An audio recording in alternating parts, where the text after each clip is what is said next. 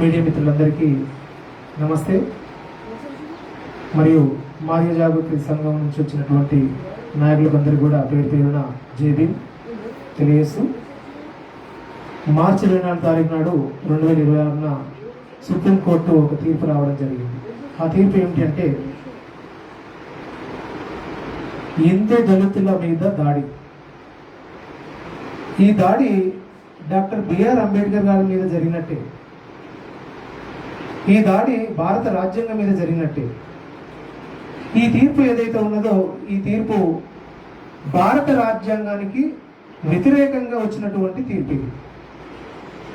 కాబట్టి ఈ తీర్పుని మేము మాదిగ జాగృతి తరపు నుండి, మాదిగ జాగృతి సంఘం తరపు నుండి తీవ్రంగా దీన్ని వ్యతిరేకిస్తా ఉన్నాం. ఎందుకు అంటే, ఈ భారతదేశంలో మనకు ఒక భారత రాజ్యాంగం ఉంది. ఈ భారత రాజ్యాంగం ప్రకారం సుప్రీంకోర్టు కానివ్వండి, హైకోర్టు కానివ్వండి, ఆ రాజ్యాంగానికి అనుకూలంగా తీర్పునివ్వాలి.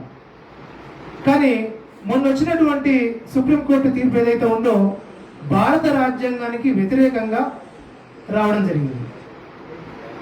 ఈ విషయాన్ని మేము మాదిగ జాగృతి తరపు నుండి తీవ్రంగా వ్యతిరేకిస్తా ఉన్నాం అని తెలియజేస్తూ అందరికీ నమస్తే. జై భీమ్.